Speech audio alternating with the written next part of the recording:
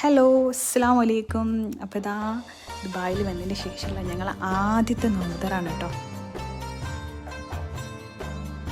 അപ്പോൾ ഇതാ ഈ പള്ളിയിൽ വെച്ചിട്ടാണ് കേട്ടോ നോമ്പ് തുറക്കുന്നത്. ഇവിടെ വന്നപ്പോഴാണ് ഞെട്ടിപ്പോയത് ശരിക്കും. ഇവിടെ ഒരുപാട് ജനങ്ങളുണ്ടായിരുന്നു കേട്ടോ. ഒരുപാടെന്ന് പറഞ്ഞാൽ ഒരുപാടുണ്ടായിരുന്നു.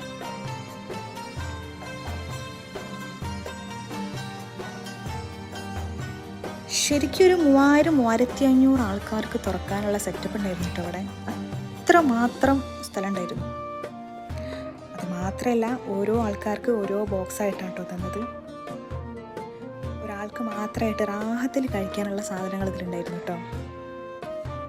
അങ്ങനെ ഇതാ നോമ്പ് തുറക്കെ കഴിഞ്ഞ് നിസ്കാരമൊക്കെ കഴിഞ്ഞ് മക്കളൊക്കെ കുറച്ച് നേരം അവിടെ ഇരുന്ന് കുറച്ച് കളിച്ച് റെസ്റ്റൊക്കെ ചെയ്തിട്ടാട്ടോ ഞങ്ങൾ പോയത്. എന്തായാലും നോമ്പ് തുറ റാഹത്തായി.